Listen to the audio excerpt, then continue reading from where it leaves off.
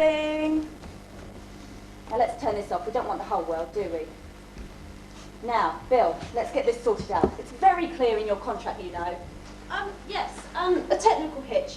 Now, before we start, and to save time later, there are a few things I should explain. You'll see this sign I'm holding. When I hold it up, we would appreciate it if you could clap and cheer and generally show your appreciation. It's not absolutely necessary, but it saves time later when we come to editing, overdubbing, etc. Shall we try that once?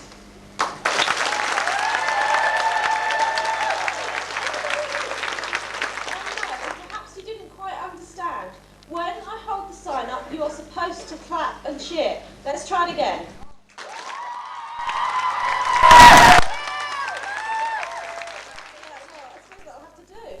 Honesty has got nothing to do with it. This isn't real life, it's television. It's a one big illusion. And you should know that as well as me. And that's supposed to make me feel better. I don't care. I really don't care what you think. You promised me, look, that things would change. Things would be better this series, and nothing's happened. Look, Peter devised the show, and it's best to leave the decisions up to him. I didn't devise it, and it's all up to him now. In one of your cosy little chats, I suppose, you made this decision. I'll ignore that last remark. Just remember, it's Peter who makes the decisions, and it's best not to upset him. And you're just obeying instructions. So this is another week of bumper prizes. We'll just have to wait and see, like everybody else. Playing stupid games again, are we, Bill? You're costing the company money. Take the envelope and get down on the floor. I'm sorry. But you're doing nothing dishonest. You're just doing what we're paying you for. They don't trust you, they envy you. You're a household name, constant demand for personal appearances. Flash car, big house, beautiful wife. So why rock the boat with these little tantrums of yours? Remember, without on the buzzer, you'd be nothing. I managed before. And you want to go back to the cabaret circuit? Drunken hecklers, sandwiched between 2 seconds of bingo. You'd understand the need for economies then. That's just the same as I'm doing here, Bill. Just face reality. If the ratings are high, everyone benefits and our reputations remain intact. All you have to do is do your job, entertain the punters and leave the worrying to Jane and myself. If you can do that, then there'll be more money for everything else. What do you say? Floor manager wants to know what's going on. Tell her Bill's on his way. Take the envelope. Take it.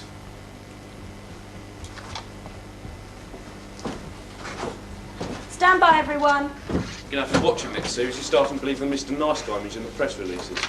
When does his contract run out? At the end of the season. And are you going to renew it? By then it'll be up to you. If Bill does a good job and we hold our place in the ratings, the show's obviously strong enough to stand the change. And if not? Well, Bill will have to stay and the next series will be the last. And me? By then you'll have the experience to move on to something more challenging. No need to worry. Bill is the only loser either way. I'm going to miss our little chats. Just keep an eye on Bill. He's one of our biggest investments. Keep him happy and contented and under control. Find someone close to him to keep you informed. Like who? Well, that's my little secret. I thought we didn't have secrets. Anyway, let's not mix business with pleasure. Our public awaits. Whatever you say. Tell Jenny we're ready. Okay, Jenny, let's go. Ladies and gentlemen, I'm pleased to say that we have now tracked down the piece of faulty equipment and are ready to start. So if you could please keep background noise to a minimum and have an enjoyable evening. Thank you. Ladies and gentlemen, here he is, the man who's made 1,000 dreams come true. And tonight it could be you. It's the man who puts the buzz into buzzers. Your on the buzzer host, Bill Richards!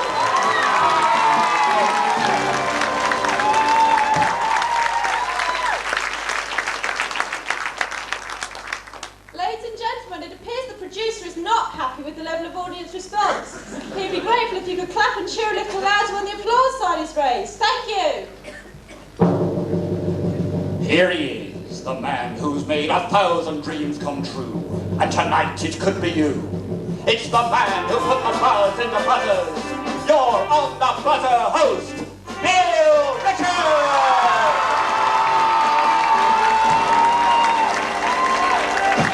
And welcome to On the Buzzer, the show that could make your dreams come true. And here's the girl that can make my dreams come true. If she'd let me. The wonderful Tanya!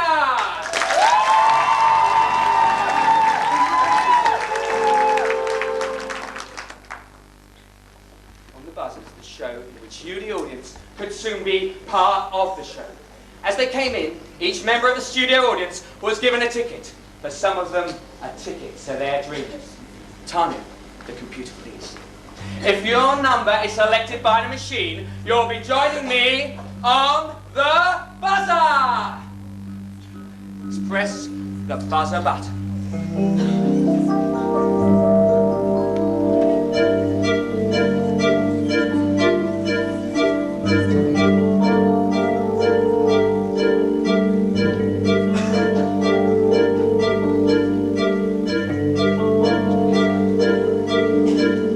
Buttons for a living. If pressing buttons is living, I do computer analysis, and my life has reached a crisis.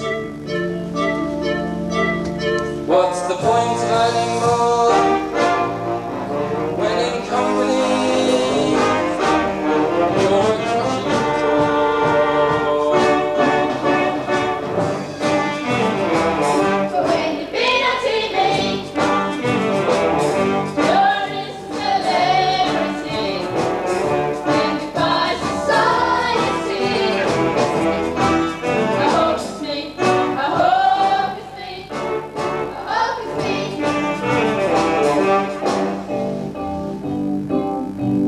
Number 27, you're on the buzzer!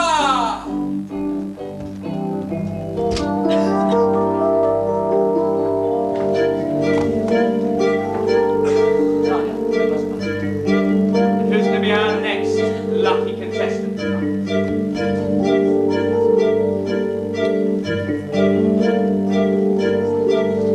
I raise children for a living. If raising children is living, my husband takes no notice of me. With my wet nappies I'm quite happy. What's the point of sitting away when the mess is bad? The very next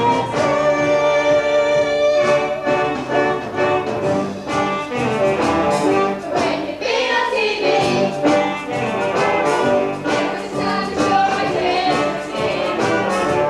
Someone in society. I hope it's me. I hope it's me. I hope it's me. You're on the buzzer!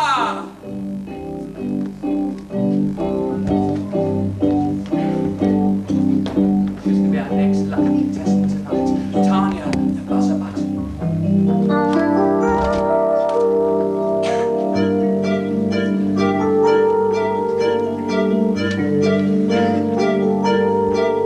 I make coffee for a living. If making coffee is a living, they say typing was a thing for me, and with no regret, I'm quite happy. There's no point to make the office my life, and the only way out is being responsible.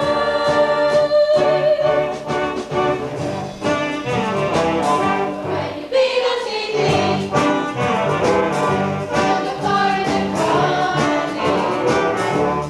down society. I hope it's me, I hope it's me, I hope it's me, Number 63, you're on the buzzer!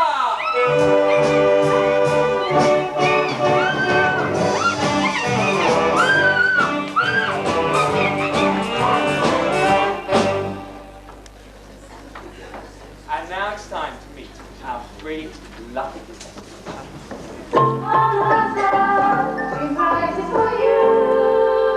And you are? Janice Thompson. Do you prefer Jan or Janice? Well, I'm friends with Jan. Well, we're all friends here. Janet is. Now tell me, Jan, how old are you? 34. Last one. And what star sign does that make you? I'm a Virgo. Not many of those around these days.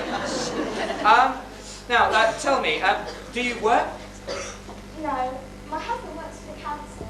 Oh, I see. So, when he comes home, you're sitting there with his slippers and something hot, eh? Oh, something like that. It's been a pleasure talking to you, Janice. And now on to our next contestant, who is... Jonathan Morgan from Bracknell in Berkshire. Bracknell. Lovely town. You work there, do you? What do you do? I work with computers. Oh, so you're a boffin, eh? Tell me more. Well, I control the database and help develop new systems for the companies, constructing software to suit their needs. And This sounds very interesting. In fact, few people realise just how complex and powerful the latest machines are. But I find once I learn... Hobbies, John. What? What do you do to relax when you're not playing with your computers? Well, I usually just stay in. With your wife? No, I mean, I'm not married. Did you hear that? All you unattached ladies out there. Jonathan, an eligible young bachelor, is just waiting for his Miss Right to come along. And now, this gorgeous young lady. And you are? Bev Jones. What do you do for a living? I work in an office. Oh, a secretary, eh? All day on the boss's knee? Yeah, something like that. But most of the time I spend making the coffee. Oh, bit of a stirrer, eh? Tell me, why did you decide to become a secretary? Dunno really. I wanted to go to fashion college, but I didn't get enough GCSEs. Quiz teacher said I'd make a good secretary. Still, it's not as bad as all that. And the boss says I make a smashing cup of coffee. Lovely. And have you got a boyfriend? Yes, his name's Gavin. And is he here tonight? No, he couldn't make it. Well, he's a lucky man. Thank you. Thank you, Beverly. And now, on with the show. As all you we're giving away some fantastic prizes this season. Last year, we saw it happen from Jane from Lancaster, Richard from Gwent, and Paul from Newcastle. But this week, Janice, John, and the lovely Beverly, the On the Buzzer Mystery Star Dream Prize, waits behind those curtains to make your dreams come true. Let's play the game.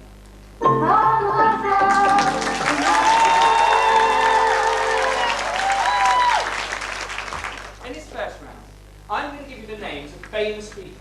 All you have to do is tell me what they did before they achieved their fame. Understand? Yes, Bill. First question. Actor Sean Connery. James. Ric Flair? Correct. Dictator Adolf Hitler. Artist. Correct. Former US President. Actor. No, John, I'm afraid that's not quite right. Full question to Jan and Beverly. Former US President Gerald Ford.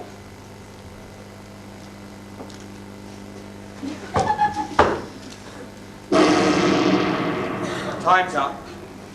Answer was male model. Next, the late, great Clark Gable. Lumberjack? Correct. Next, my old mate, comedian Bob Hope. Boxer. Correct. No wonder he was so good with the punchlines.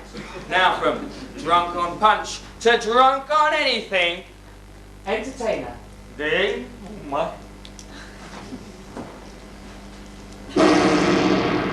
Sorry, time's up. The answer was still working. Singer Elvis Presley. Lorry driver. Correct. Are you an Elvis fan, John? Well, yes, a bit, I suppose. Next question. Scientist Albert Einstein. Office clerk. Yes, we all three together, John. Poet Robbie Burns. Butcher? No, I'm afraid that's not quite right. Over to John Beverly. Poet Robbie Burns. Baker? No, Beverly. Oh. But it's nice to see you not asleep over there. The answer was Butcher. Next, the last question in this round. Pop star Sting. Teacher? Correct! Right your luck on the last question. And the scores at the end of that round are, Tanya? Well, Jan has £20, Beverly has £10, and in the lead, John with £40. Well done, John. You're well on the way to winning tonight's On the Buzzer Star mystery dream prize. Soon, all your dreams.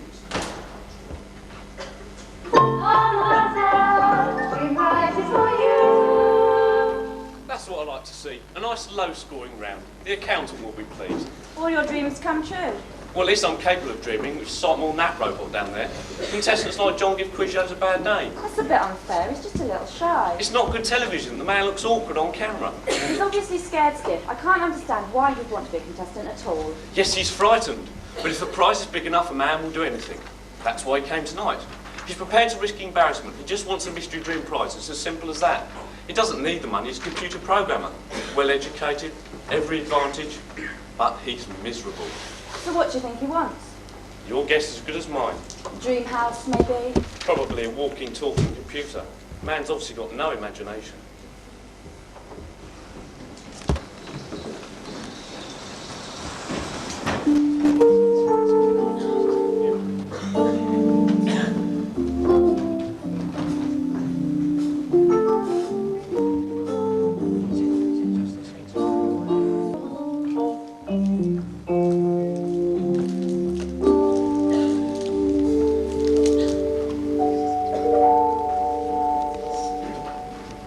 The name's Morgan. John Morgan. I'm a private investigator. Been on the case for 3 weeks. I still haven't got a handle on it. It was a wild night. Indeed, Sir Clyde was livid. Good PIs don't come cheap, I told the slightly built English aristocrat who'd employed on our first meeting. But I drawn a complete blank. He suggested I get a new lead for my pencil before someone got rubbed out. Software piracy is a dirty business, and I knew Keith Mulligan would stop at nothing. He and his hoodlums ran every illicit programming house in Manhattan. He had to be stopped. You see, if the empirical algorithmic graphical disassembler device the Keys had stolen from Sir Clive was to fall into foreign hands, it would mean the end of life as we know it. In the end, the American dream. It's a tough assignment. I've been watching the club every night that week, but my putting still hadn't improved. I decided to give up playing golf in the dark. It's too easy to lose your balls that way. I was just about to tee off when I realized my flask was empty. I needed a real drink. Looked into the night sky. The moon wasn't yet high, and frankly, neither was I. The lights of the Keys Club beckoned seductively. I knew to crack the case, I was going to have to go into the club undercover. But my duvet was still at the laundry. I crossed the sidewalk towards the door. A well-built dame greeted me, and boy, did she have some software. She gave me a funny look, and it was then that I knew I was going to have to stop talking to myself.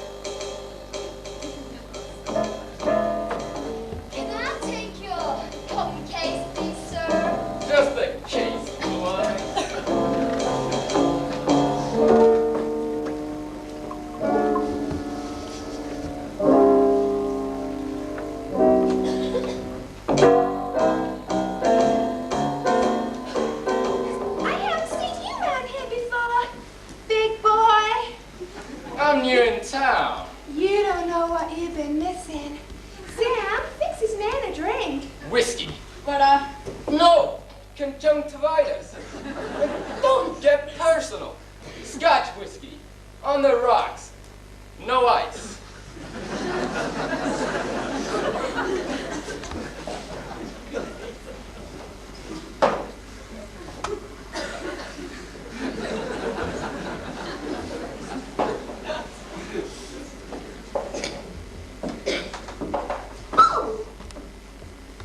Of all the bars in all the world, you had to walk into mine. Sorry, fella. Hey, have you got a light Mac? No, but I got a dark back. No, I don't smoke. Oh, okay.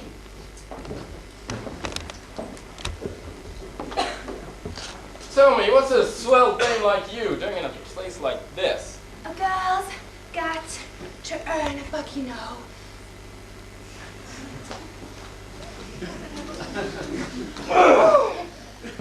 Tell me, do you know Keys well? No, I hate him. He butchered my brother, burned my mummy's house down, gave drugs to my 2 sisters, and was sick in my car. I hate that man. I detest him with every atom of my being. And all the other girls here hate him too.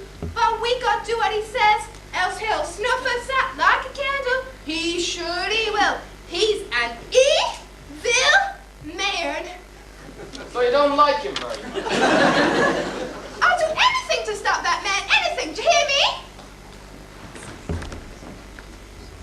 Do you know anything about an empirical algorithmic graphical disassembler device? You mean the newly invented empirical algorithmic graphical disassembler device that keystones to collide different words fall into enemy hands between the end of life as we know and the end of the American dream? Yes! No! I mean, maybe. All I know is that he's meeting Sir Clive here tonight and the place is swarming with bodyguards. You told me enough, sweet lips. Ooh. Now keep them buttoned and I'll try and get you and the other broads out of this. Hey, Ralph. It's Morgan. You're welcome to Keys Joint. No thanks. I don't do drugs. Just walk this way, Morgan.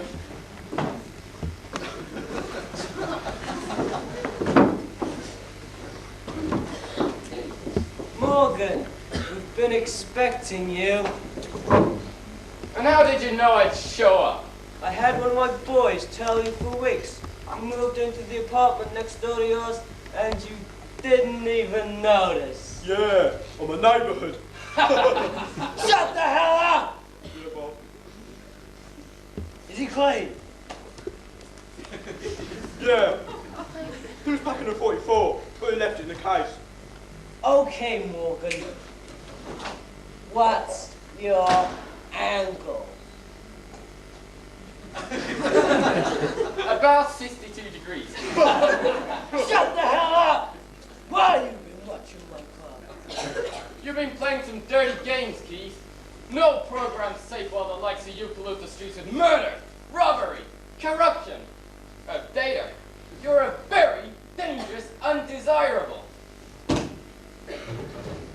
A VDU! Nobody calls me a VDU. The Data Protection Act won't help you here, Morgan. Your number's up. I wouldn't be so sure, Keith. I've got a floppy disk. I don't care about your back problems. You do this one, Keith. Every detail of your operations on that disk.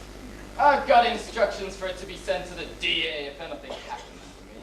Let me shut down the system, Bob! Not yet. You may be of use to us alive. You made a big mistake, Morgan. Terminal mistake. You can't touch me, Morgan. Not anymore. Oh, can I? I know everything about the empirical, algorithmic, graphical disassembler device. Then you know too much too little. Hey, Bob. Who's here?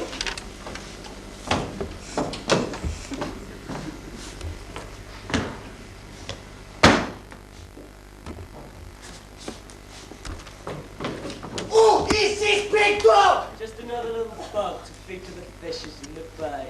It's good. Falcon. Algorithmic graphical disassembler device. Are you German, Eddie? What, to make sure it's exact? Just a hunch. I said I don't care about your back problems. Right, let's get on with our transaction. So I've done well, please. If you will be pleased. A dirty Nazi, eh? Worse than I thought. With the Falcon. Algorithmic graphical disassembler device in our grasp. We shall conquer the world! Azukis will be the very rich man.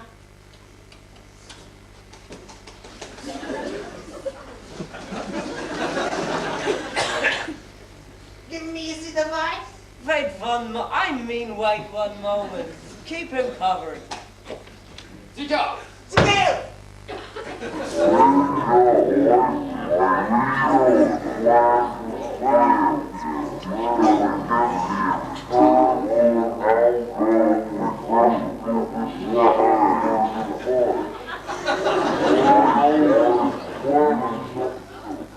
No boss move!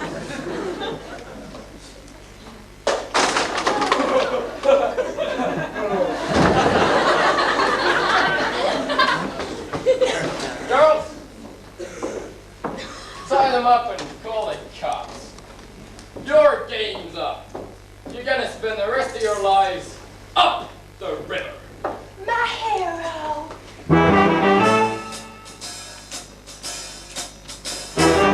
I'm a hero like Poirot or Inspector Morse. The unexpected as usual, just half of the course. When your parrots be poisoned and your goldfish drowned. When your aunt has been kidnapped and her left ear's been found. There's a bomb in your bathroom and a chorus blocks your drain. Cause the acid bath killers dissolved his marriage again. No assignments to be, no clues to be solved. Cause I'm the man who found the miracle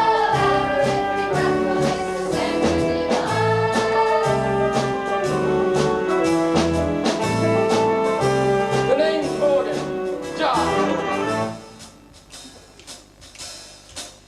I'm a hero like Proro or Elliot Ness. If it's murder or vengeance and your life's in a mess, it's the man who's chasing.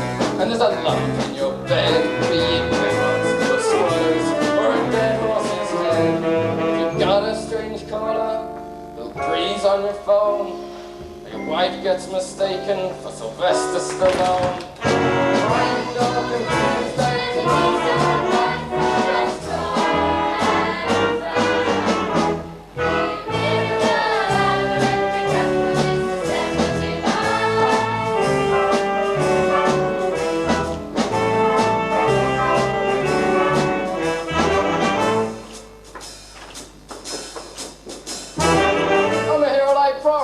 Sherlock Holmes. If your wife's seeing men all got rampant hormones, it leads them to drink, but the cards won't go. Well, running for election, it's Sebastian Coe. If a concrete salesman gives you the hard sell, your small timid tortoise has come out of its shell. You're not to go right, so many right. Just go a minute back.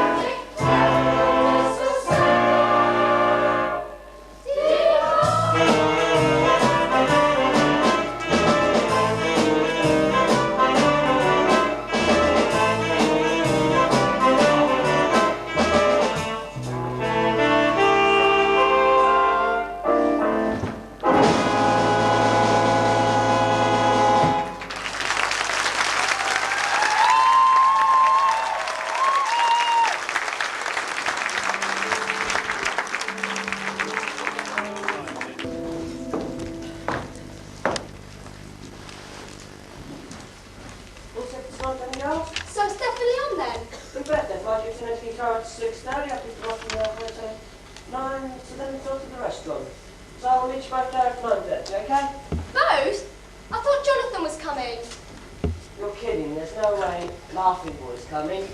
But he's put in most of the work. He spent hours on the project. And you can imagine the kind of impression he'd make. That's not the point. It's his project. John won't want to come anyway, to be honest. After a long flight, you're sure to be saddled with him over dinner? He's got a point. Jonathan's the only bloke I know who makes athletes footsie entertaining. I got lumped with him at the last office do. He's hardly Mr. Small Talk, is he? It's not a recognition for his work. If we're to convince our German friends that we're a go-ahead kind of company, an evening with Jonathan Morgan isn't going to help.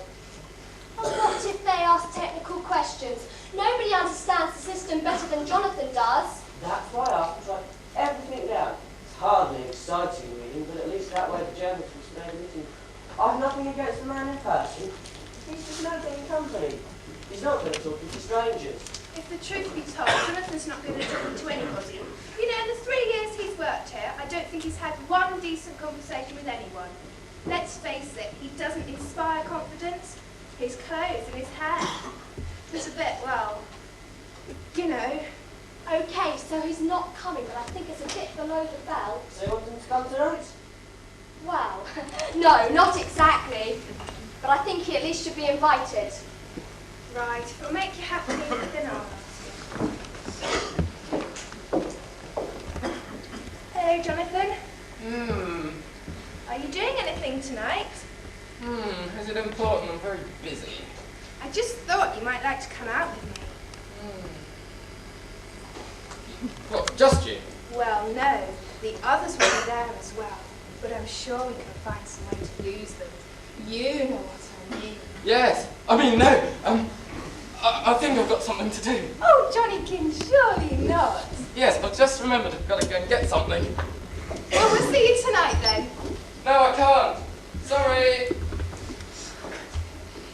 Come. Walk a bitty.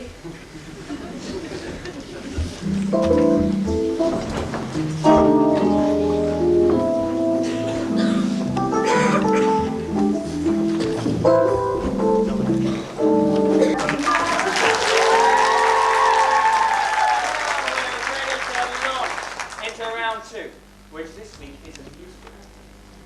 We're playing the French Canton. I'm going to be playing them famous tunes. All they have to do is to name the tune, and hopefully they answer. Let's put those fingers on the buzzer.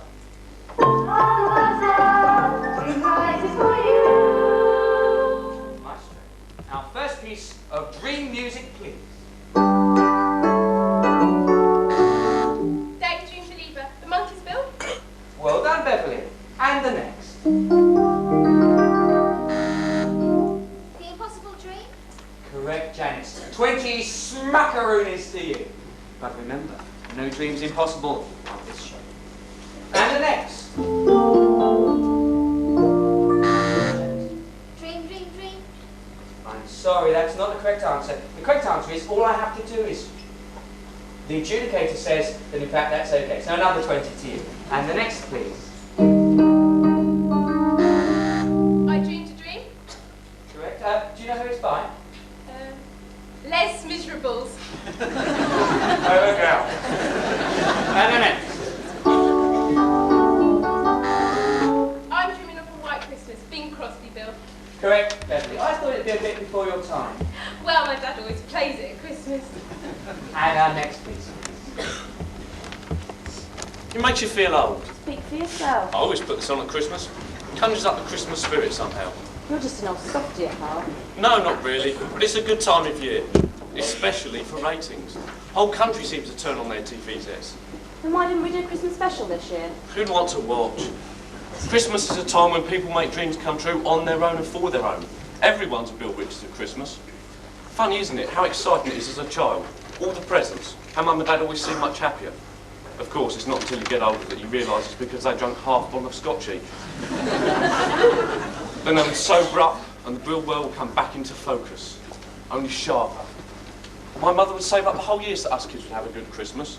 She'd skimp on the housekeeping, buy herself no clothes, Then each year on Christmas morning, us kids would get everything we wanted.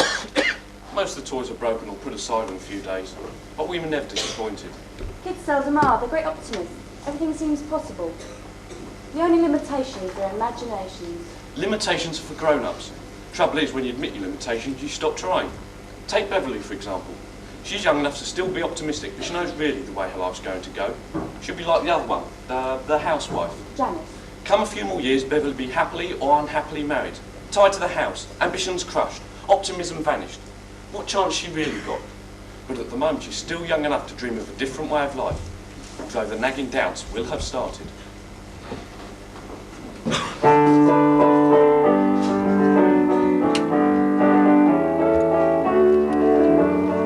Well, gentlemen, as chairperson of Coffee Co. International, I'd like to thank the board for their unwavering support and take the opportunity to announce record profits for the fiscal year of 1990 to 1991. Yes, profits of, well, $22 billion. In pounds, you fool! If I wanted it in dollars, I'd have asked you in an American accent. Hurry it up! Sorry, Your Ladyship, £37 billion based on the exchange rate. I just wanted the amount, not your working out. Take a pay cut. At what, Your Ladyship? See, I've just saved the company another £1,000 a year? £2,000 a year. Well, on behalf of the board, I would like to propose a vote of thanks to our chairman. Chairwoman? Chairperson? Without whose leadership, no encouragement, no inspiration, Coffee Co. International would not be the market leaders that it is today. Yes, indeed. We have come a long way since the dark days of the Brazilian green crisis, and I am pleased with the company's progress, but now is not the time to rest on our laurels. Our endeavour to produce the world's best instant coffee must succeed.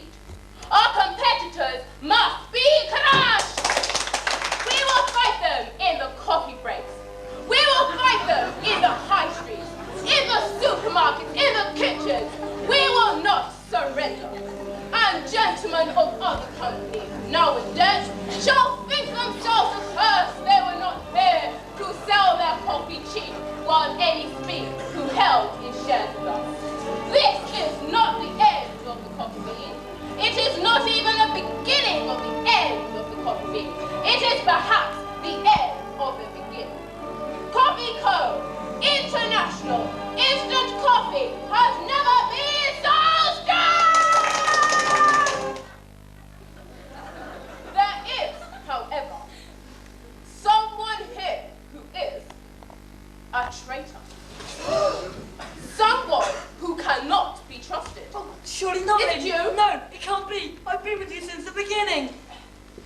Why are you all so quiet? It's just preposterous. We're all loyal. Are you calling me a liar? No, never trust an advertising man. You're fired. Oh, no, please, I'm innocent.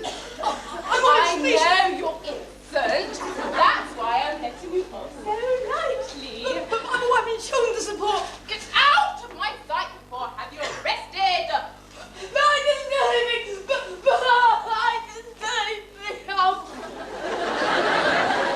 I think you were too lenient, Your Ladyship. What's it about a traitor? May I, with respect, ask how you came to uncover this plot?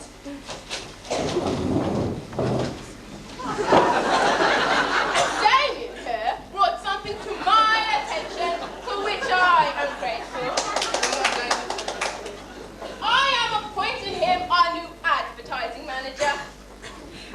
I'd just like to say, what's an honour. For the moment, he could simply have been trying to cover up for himself. And what did he bring you? An object of such unspeakable perversion which conjures up heinous acts of self-abuse.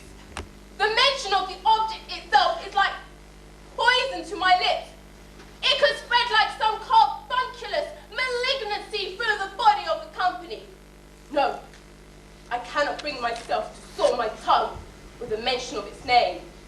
Damien brought me this! A tea strainer! Where was it found? Help him, Damien. In the executive washroom. It must be one of you. Someone here has been drinking tea. Not even from a bag. That I could understand. Well, not understand, but excuse. But the real thing. Gentlemen, none of us shall leave this room until the viper in my very bosom is exposed. Was it you? Perhaps you? Perhaps you or you? Very well, you leave me with no choice. Send her in.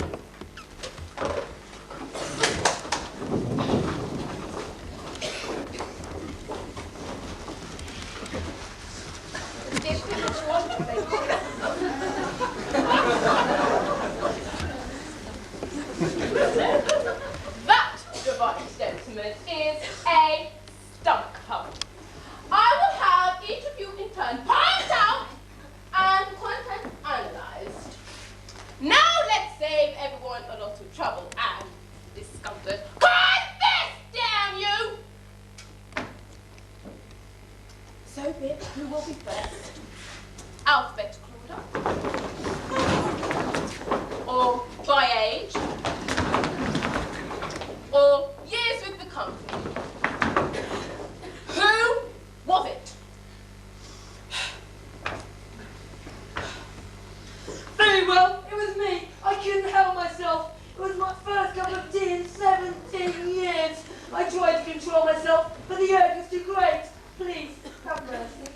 Freezes assets! Seizes shares! Slashes income! Debases currency! Withdraw his credit! Devalue his base rate! Cut off interest! Sequestrated! Stop! You know what you must do.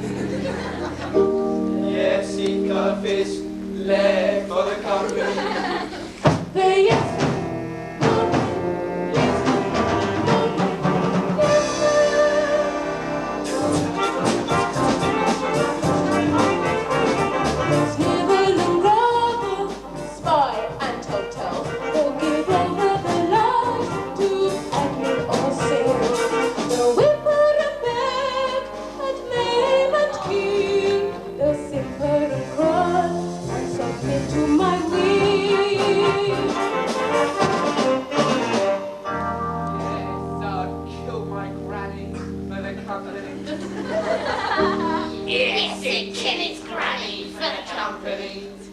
Yes, man. No, man. Yes, man. No, man. Yes, man. Hold their legs, sell their souls, and drink a gallon of coffee for the company. Very commendable.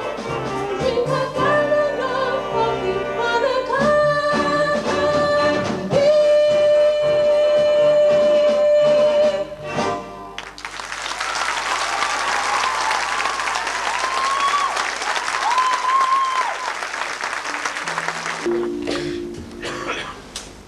Would anyone like a drink before we get on with business? Excellent idea. Suddy, come in a minute. Suddy's off? We'll send anyone in then. Only the new girl.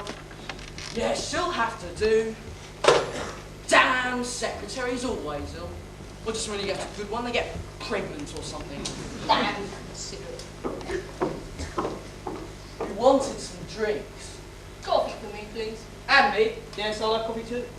So that's 4 coffees. But make mine extra strong. Have you got that? 4 coffees, 1 extra strong. Biscuits? Well, of course, biscuits. You say she's a new girl? Very pretty. Is she any good? Well, it's cheap labour. Bloody useless, most of them. Still, we get 3 of those for the same salary we pay an older girl, and we only have to put up with them for a couple of years. You don't keep them on then? No, of course not. Not even the good ones. Certainly not. It would defeat the objectives. That's a very nasty precedent. Coffee. Thank you. Jane, isn't it? No, Beverly, sir. Well, let me say this, young Beverly. You'll go far in the company. Oh, thank you. You make a smashing cup of coffee.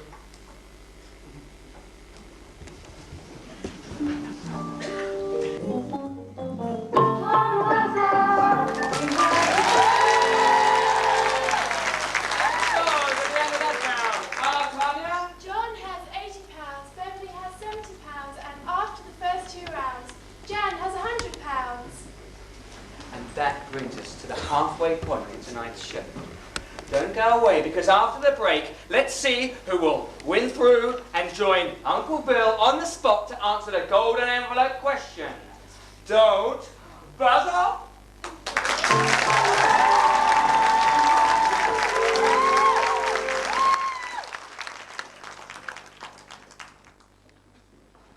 Ladies and gentlemen, we shall now take a short break to give Bill and the contestants the chance for well-earned rest. Refreshments will be available and the recording will recommence in about 15 minutes' time. Thank you.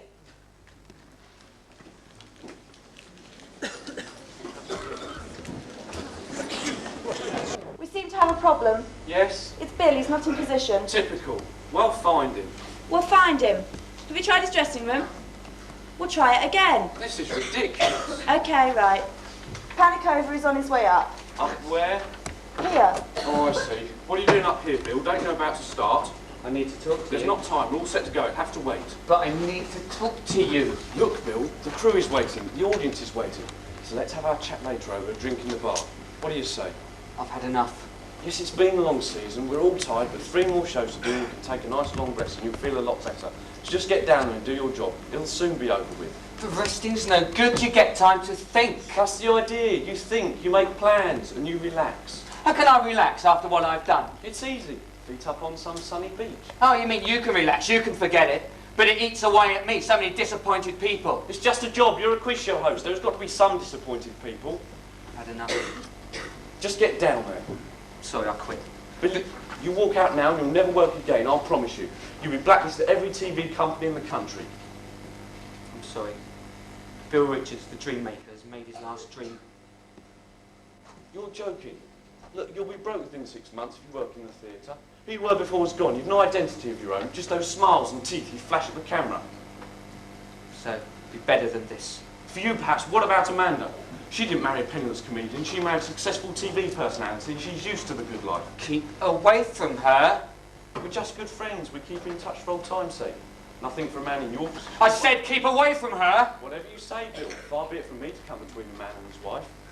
I was just pointing out that you've more than yourself to think about. There's your son. There's his education to consider. Pull out of this. What school was it you were sending him to? It's a big step you're taking. Think again. There's so much to lose. So many people have expectations. It's the trouble. There's just too many expectations. I want people to know things aren't what they seem to be. The deceit, the lies, the broken dreams, betrayed, sold out, wretched schemes of power and riches, fractured and broken by me. Want people to know things aren't what they seem to be. The smiles, the teeth, cutting repartee, jokes and quips, abrasive sincerity. When they lose everything, done and appraised by me. Wife expects, my son expects, the world expects me to be him. The mask, not the man. I want people to know who I am. I want people to know things aren't what they seem to be. The revolted regret, repugnant guilt. My ego, my falsehood and image tastelessly built. To hide from the world, repugnant and tasteless to me. My wife expects, my son expects, the world expects me to be him. The mask, not the man. I want people to know who I am.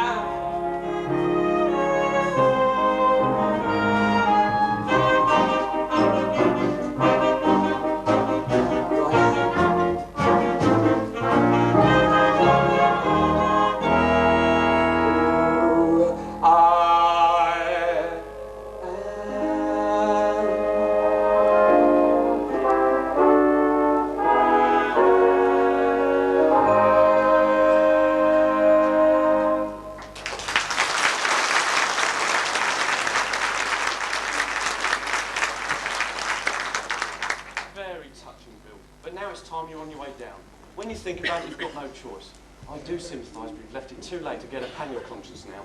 Come on, Bill, you're letting everyone down. If you still feel the same way, I'll have a word with the management, see if there's any new projects in the pipeline. If you want to leave at the end of the season, well, that's up to you. There's nothing I can do to stop you. Leave now and you're finished. It's just not the same for you. You don't have to face them when they lose. It's the way they look. They look at me, they look at the money they've won, they smile and they thank me. What more can you give?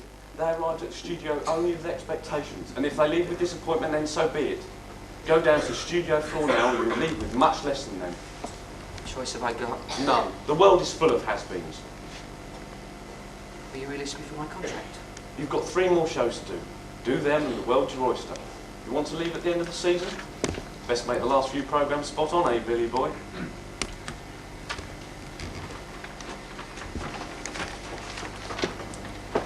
That was close. No, not really. He just needed bringing down to earth. He's not a stupid man. He knows if he lets us down again, he'll never work in television again. I don't mind you gambling with your own future, but I like to be consulted about mine. If we don't get these last 3 programmes finished, you can kiss goodbye to your new job, and I won't have a programme to produce. He was bluffing. How can you be so sure?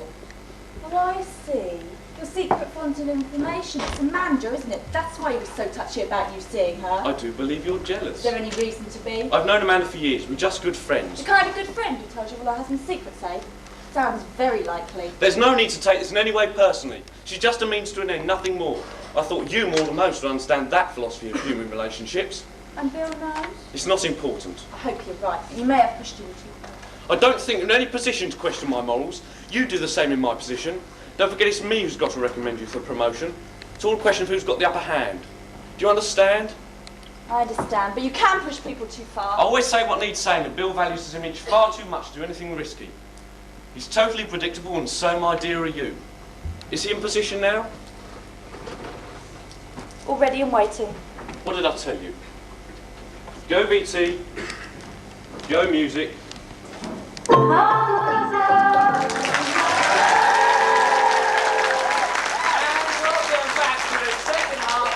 of On the Buzzer. And if you've just joined us, pull your armchairs closer, because we're in for a very tense finale, as Janice, John, and the lovely Beverly battle it out to become tonight's On the Buzzer champions, and to join me on the spot for the golden envelope question.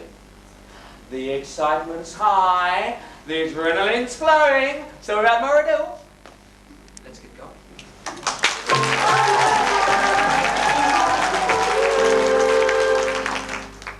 We asked 100 people if you could have any piece of domestic electrical equipment for your home, would you choose A, a compact disc player, B, a home computer, C, a teletext television, or D, an automatic washing machine? You choose first.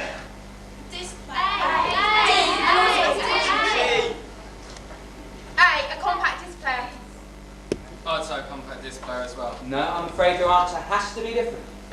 C then.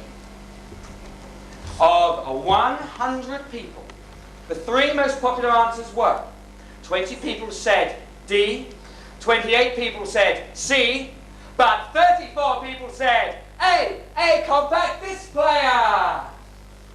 If you withdrew and answered the golden envelope question correctly, the latest multi-play, ultra-sleek, compact, laser-driven, quadraphonic, touch-sensitive compact disc player will be added to your On the Buzzer Star Mystery Dream Prize.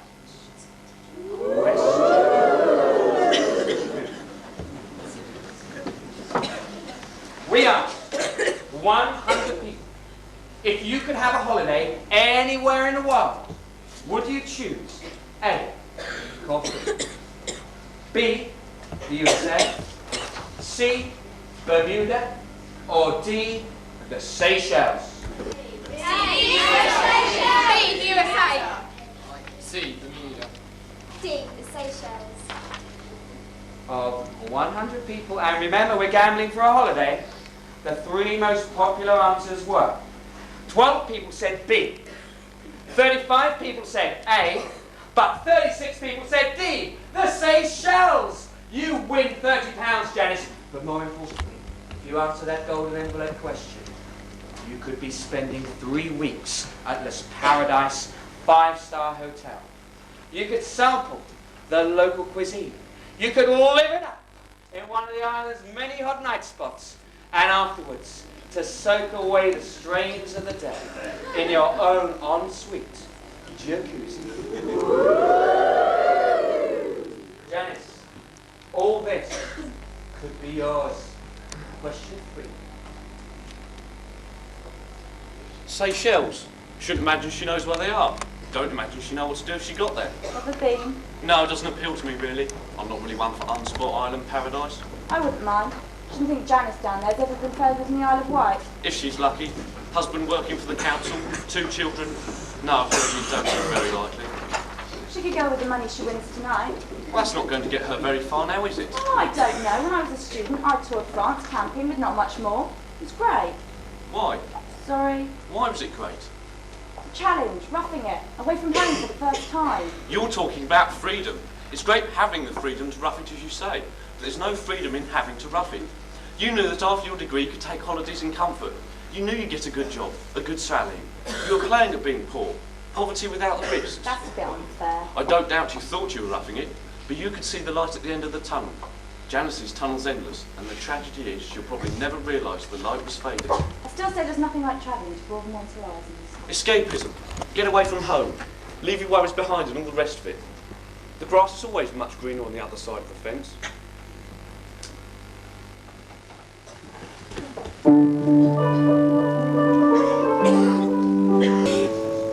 Yes, on the rocks, please, and a slice of lemon. Yes, madam. And George, Yes, madam. make it a double. Once, madam. George, Yes, madam. hurry it up. Of course, madam.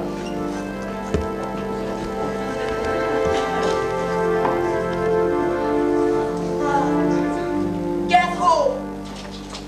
Rupert, you shouldn't be here. I could not to be away from you. I've explained. It's over. Not for me. Every day, everywhere, every minute, every waking second, I long for you. To gaze into your eyes, to hold you in my arms, to run my fingers through your hair, to touch your soft, soft skin, Oh, that's quite enough. But I cannot live without you. I've explained. It's over. What's been has been. We had some laughs, but now you must go. But Jan, leave me now. Is this cat bothering you, Janice? Or are you calling a cat? Janice, who is this man? You! Bounder! How dare you be so familiar with her? I should give you such a thrashing to impeach the lady's honour so. Impeach her honour? I would sooner die. Then die! You shall! We shall meet at dawn! Why, dawn? You have burst in here and dare to suggest that I might be forcing my affections upon this most marvellous of feminine apparitions. For the sake of her honour, we shall fight now.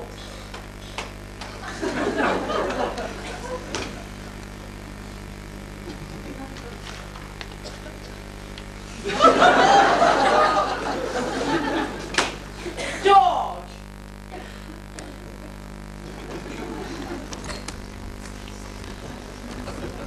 I took the liberty of anticipating your requirements, sir. For you, Janice!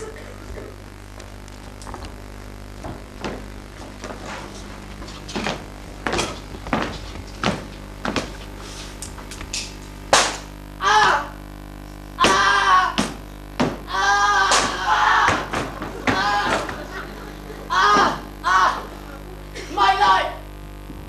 But little sacrifice! Now I die with the knowledge that your honour is intact.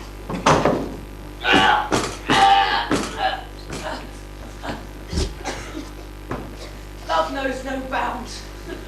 And free from my body, my soul will be with you forever.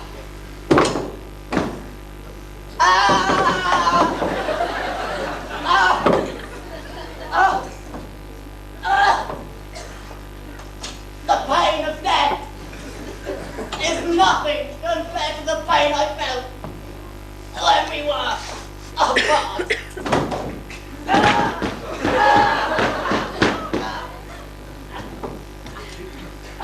I love you, Janice.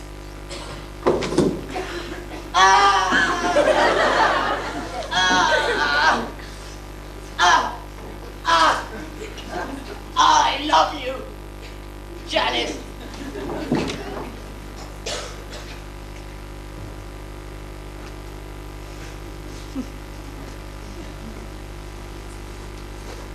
How I shall miss them both. I love you, my English flower. Your lips are like a rosebud. Your eyes are... Thank you, Giovanni. Nothing like an Italian to cheer a girl up. I have something for you, my lady. Rub your knee. For me? Oh, Giovanni, you shouldn't have. For you, my pizza. Now, It's very lovely, Giovanni. it looks on your finger like a moon sparkling on the water in the canals of Venice. I love you. I love you too, Giovanni. Then you wanna marry me, Giannissimo, my tiny tagliatelle. Oh, mamma mia! You cannot say no. My heart shines and bleeds. Sorry.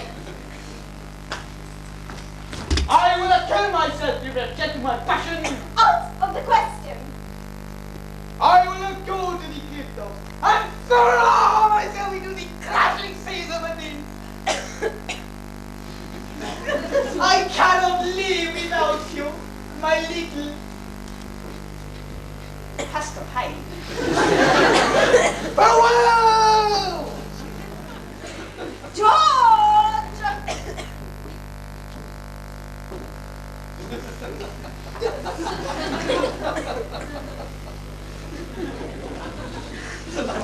Yes, madam. No more visitors for today. I feel a little fatigued. They are very persistent.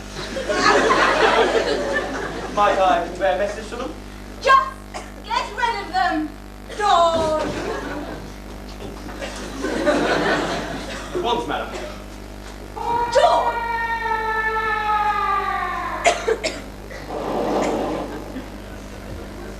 George, could you order another of these dresses?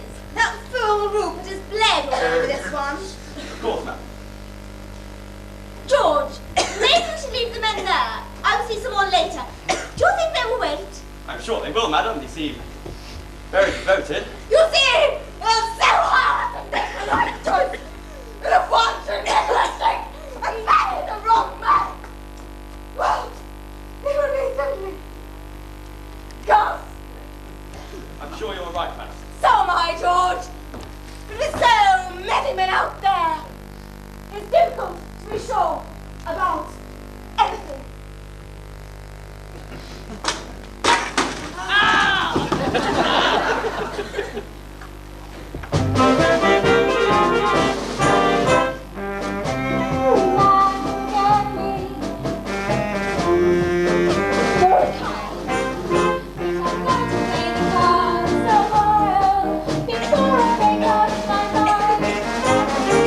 Will it be John or Joe or Desmond or Brian?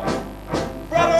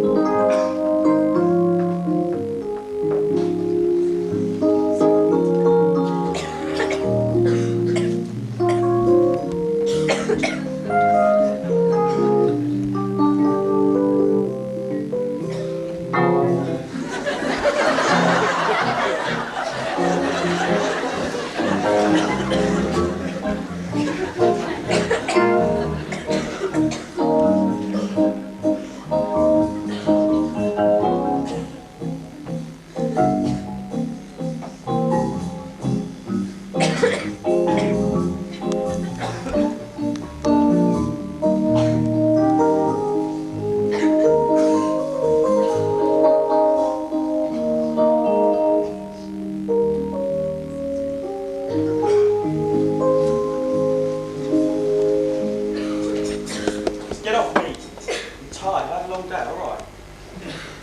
It would just be nice to get away. Nowhere to fancy.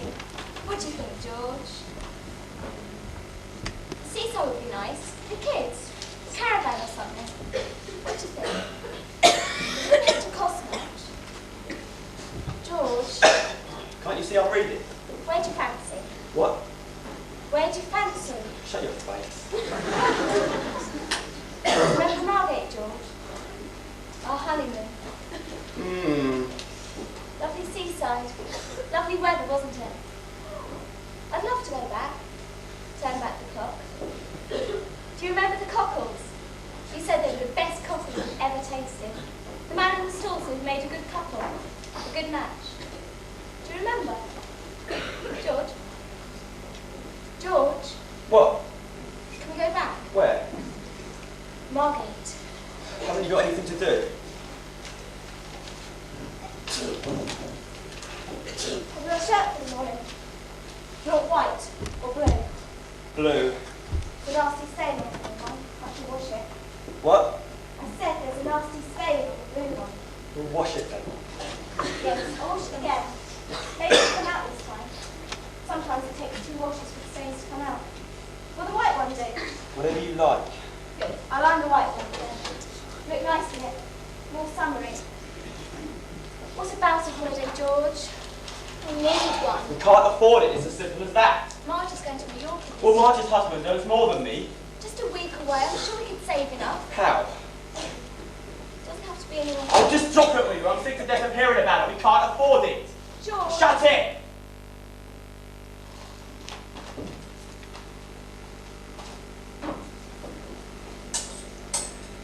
Wait, baby. Going down the pub.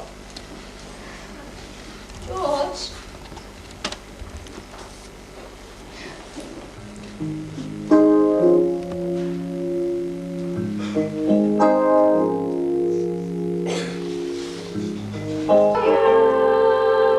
And this is the 8th and final question.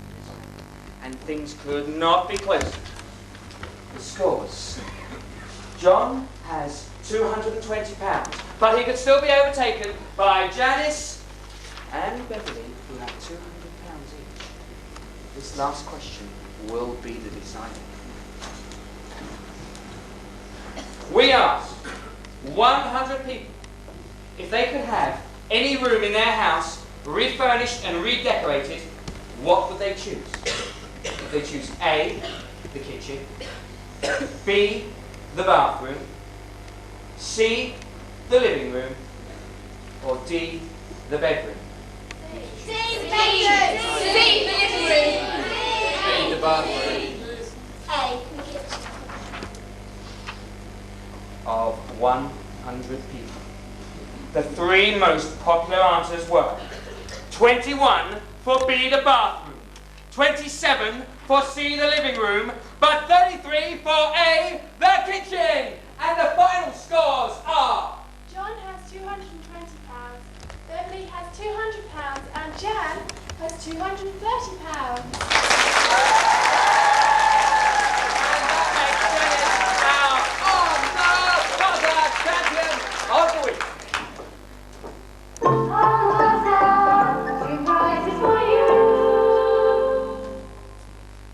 My commiserations to the 2 losing contestants. But you don't go away empty-handed. For you, £200 crispy brown ones. Give Tanya a kiss.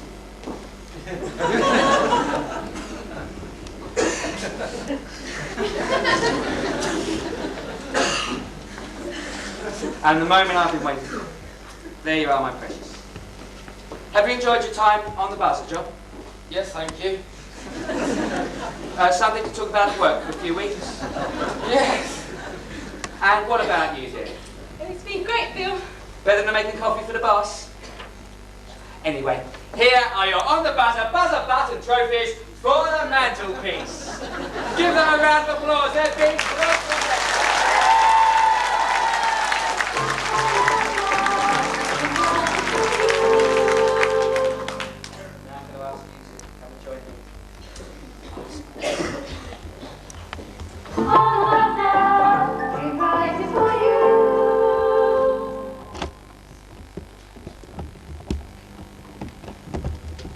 If you went through and answer the golden envelope question correctly, you'll take away with you the compact disc player, the microwave oven, the fitted kitchen, the holiday for two in the Seychelles, but more importantly, the on-the-buzzer Star Mystery Dream Prize behind those curtains.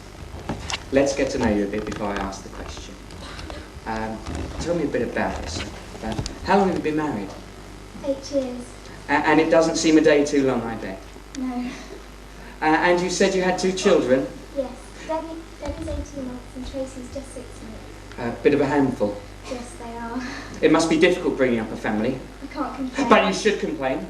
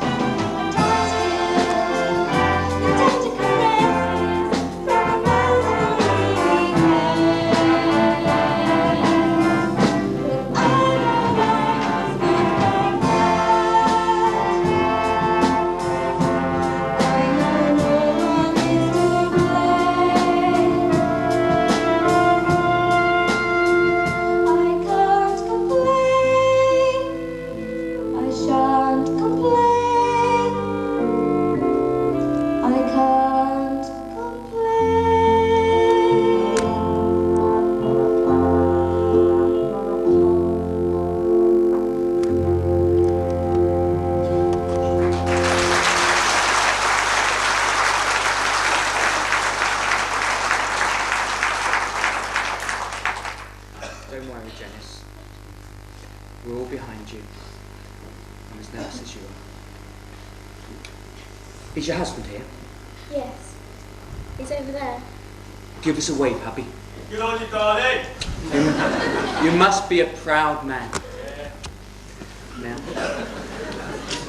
Now's the moment when I must ask you to answer the golden envelope question.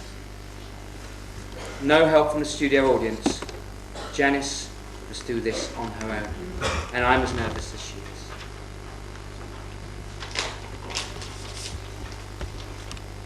Where might one...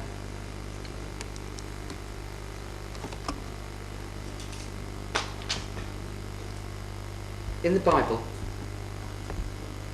who is said to have interpreted Pharaoh's dreams? That's not the question. What do you mean? That's not the question I wrote. You mean you've made one up? It's too easy. She might not know. But she might, damn it. It's not impossible. Dream coach. She knows. Come on, Janice, you know this one. You know it. Come on, Janice. Joseph. Yes! Joseph, son of Abraham! Open the curtains! No! See, not everybody can be bought. You shouldn't have told me about you and his wife. Open the curtains. I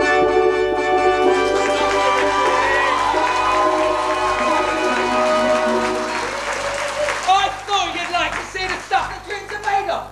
You can't see anything, eh? That's because there's nothing there. It takes more than answering just a few questions to make your dreams come true. And when they have, they turn into nightmares. My dream's gone. These three poor souls tonight even had a chance at theirs. I'm sorry, Janice. I really am. I'm sorry for everyone that hasn't won since the show began. For everyone who came on a bad week. There shouldn't be bad weeks. It's him. I couldn't take the lies, the disappointment. It's him. His fault. Go for them. Go for the terrific prizes. They won't come for you.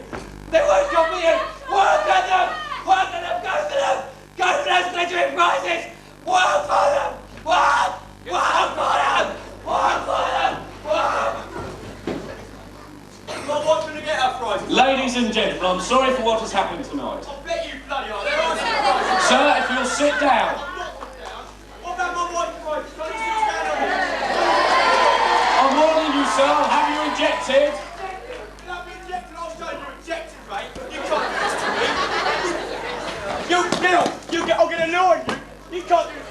I want those bloody prizes. Ladies and gentlemen,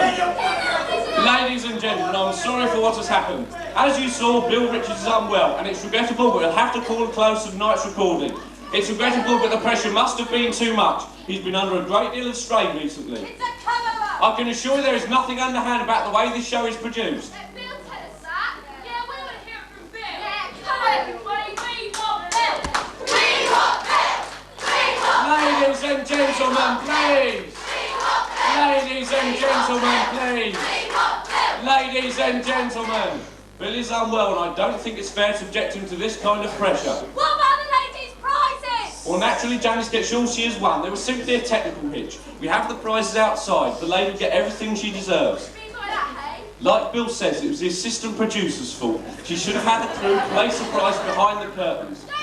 Just a mistake. Anyway, without Bill, we can't resume tonight's recording, so I will ensure that you all get tickets for our next recording. I apologise for this unfortunate that has spoilt your evening, and I promise you that the person responsible for the blunder will be dealt with severely. Thank you and good night.